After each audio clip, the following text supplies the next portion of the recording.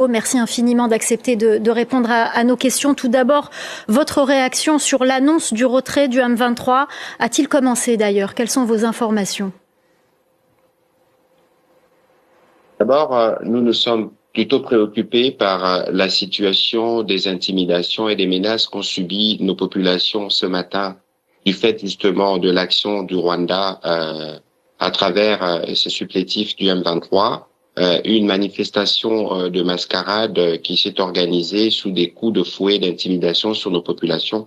C'est bien cet aspect qui nous préoccupe d'abord. Pour le reste, c'est un non-événement et c'est une diversion parce que vous savez que vous avez toujours entendu le M23 qui est en réalité le fils du Rwanda, dénier, dire ne pas être concerné par le processus de Washington.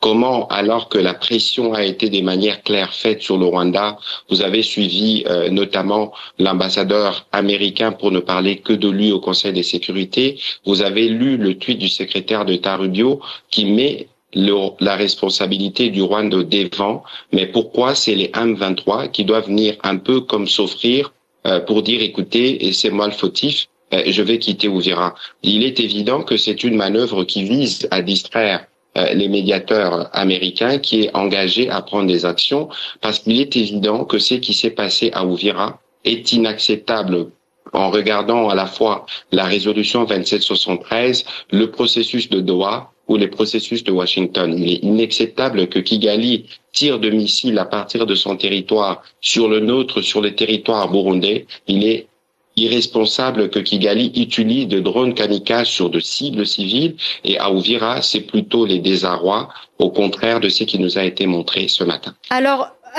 Patrick Mouyaya, c'est un retrait à annoncer pourtant sous pression américaine. La M23 le dit, à la demande de Washington, de se retirer, mais sous condition, sachant que l'accord signé à Washington n'est pas contraignant. Des sanctions sont-elles envisageables? Nous sommes dans un processus, nous sommes dans des processus, il y a le processus de Washington, il y a le processus de Doha, où c'est clair qu'on ne devrait plus, en tout cas, voir d'offensives de ce type. Et il ne faut pas oublier qu'ici, il s'agit spécifiquement du processus de Washington. Souvenez-vous que le 4 décembre, nous avons eu cette cérémonie avec le président américain. Mais juste après cette cérémonie, l'offensive s'est généralisée et il est établi par tous les rapports, y compris le dernier rapport du groupe d'experts des Nations Unies, que au moins 7000 militaires rwandais sont engagés sur le front de la RDC. C'est ce que nous attendons. Et c'est ce qui est convenu dans l'accord. Il est hors de question d'ailleurs d'analyser ces documents dans son fond parce que toutes les questions sont à table. À Washington, elles ont été résolues parce qu'il y a un accord. À Doha, il y a des discussions en cours qui vont reprendre bientôt. Et donc, pour mais nous, l'accord n'est pas contraignant. Est-ce qu'il y a des sanctions? J'en arrive, madame, c'est le retrait sans condition d'ailleurs de toutes les parties occupées par le Rwanda en République démocratique du Congo dans les jeux du père et du fils, le fils de l'M23, brigade avancée, et le Rwanda le père. Et donc il est évident que pour nous, nous sommes dans une médiation. C'est pas pour rien que vous avez suivi le secrétaire d'État Rubio dire qu'ils vont prendre des mesures pour faire respecter la parole du président Trump. Alors, si vous voulez des contraintes, vous dites qu'il n'y a pas de contraintes, il n'y a pas de mesures contraignantes. Mais s'il n'y avait pas ces mesures contraignantes, je ne suis pas sûr que le fils se donnerait en sacrifice au devant de l'opinion pour protéger le père. Mais justement, le M23 propose de se retirer, dit qu'il va se retirer sous condition, notamment la démilitarisation de la ville d'Uvira et le contrôle de cette ville du Sud Kivu par une force neutre. Quelle force neutre pourrait pacifier la ville, notamment sachant que le Rwanda n'est pas favorable à la présence de la MONUSCO? En l'état actuel, comme je vous le disais tout à l'heure, nous ne pouvons même pas regarder cette question dans le fond parce que je vous ai dit que nous avons des cadres. Nous avons Doha, nous avons Washington. Et évidemment, ce n'est pas une initiative unilatérale qui est prise pour les besoins de protéger le père des mesures attendues de Washington qui va nous faire flancher. Il est hors des questions de penser que les M23 étaient en droit de violer avec le Rwanda, évidemment, ce qui a été convenu à Washington, ce qui a été convenu à Doha, en lançant cette offensive généralisée. Je rappelle que ce n'est pas simplement sur Uvira que les affrontements se font, il y a sur d'autres axes, à Mwenga, et d'autres parties dans les Nord Kivu où les forces rwandaises sont particulièrement engagées. Ils sont contenus par les forces armées de la République démocratique du Congo. Ceci est une preuve supplémentaire que le président rwandais, en réalité, ne croit pas justement à la paix. Il pense pouvoir continuer son processus de pillage de nos ressources parce que la paix qui a été faite à Washington, les accords qui ont été signés, c'est des accords qui vont permettre à cette région d'éclore définitivement, de sortir de cycle de violence. Et c'est par la violence que les présidents rwandais pensent qu'il peut continuer à pérenniser ces activités néfastes dans cette partie de notre pays.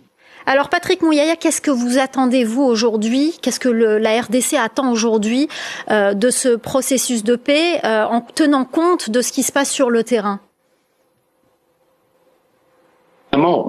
Il y a le droit international qui doit se faire respecter. N'oubliez pas qu'il y a eu un dernier débat récemment au Conseil de sécurité, vous avez suivi. Il y a la résolution 2773. Il y a évidemment l'accord qui a été signé à Washington et il y a des progrès que nous avons connus à Doha et qui fixent les cadres de nos attentes. Il est impérieux de rappeler que la situation humanitaire est particulièrement catastrophique et les agissements du Rwanda ne vont que dans ce sens-là. Pour nous, comme je le disais tout à l'heure, il faut un retrait de toutes les parties du territoire qui sont occupées par l'armée rwandaise. C'est cela le bien fondé de l'accord parce que nous avons dit il faut la paix, il faut la sécurité et puis nous allons aller vers l'économie. Et dans les cadres des discussions de Doha, nous avons montré notre disponibilité. Nous nous sommes accordés sur 2 mécanismes. Il en reste 6. Il y a des discussions qui ont prévu de reprendre, mais dans ces conditions, avec des agissements de ce type, il faut bien se poser la question sur les motivations réelles du Rwanda et du M23, y compris quand ils se rendent à Doha ou à Washington. Il est évident que c'est pas la paix qu'ils souhaitent. Alors, et la communauté internationale devrait tirer les conséquences, notamment en prenant des mesures de sanctions de manière claire qui pourront contraindre le Rwanda à respecter sa part dans l'accord convenu à Washington.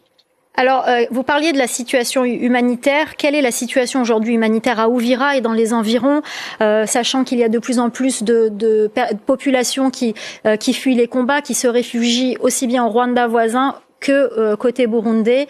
Quelles sont vos informations sur cette situation humanitaire ?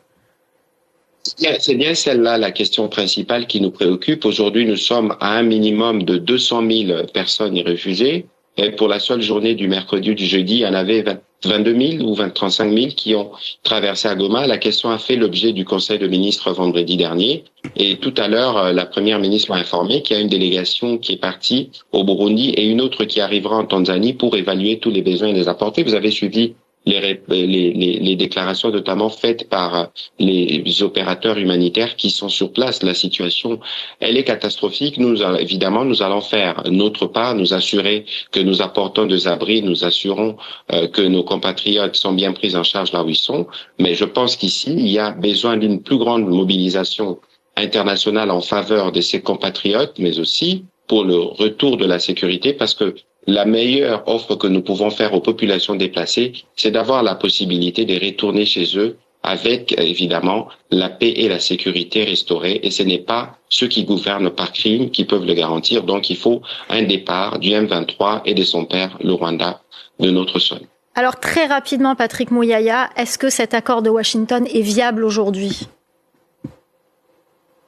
Est pleinement viable. Nous avions dit dès le départ que nous croyons à la médiation américaine. Nous connaissons l'attitude du président Kagame. Ça fait bien longtemps qu'il n'a pas l'habitude de respecter les accords. Nous espérons cette fois-ci, parce que vous aviez suivi les mots du président Trump et l'engagement américain qui a été parfaitement clair. Ceci constitue la preuve qu'en étant à Washington, nous avons, nous, au gouvernement de la République démocratique du Congo, traité les sujets avec la délicatesse qu'il fallait. Et ces agissements du président Kagame traduisent justement, c'est lui qui pense que en promouvant la paix, en respectant les accords, il ne pourra plus faire prospérer son économie ni ses activités qui se nourrissent des drames dans l'Est de la République démocratique du Congo. Merci beaucoup Patrick Mouyaya, ministre de la Communication de la République démocratique du Congo. Merci beaucoup d'avoir répondu à nos questions.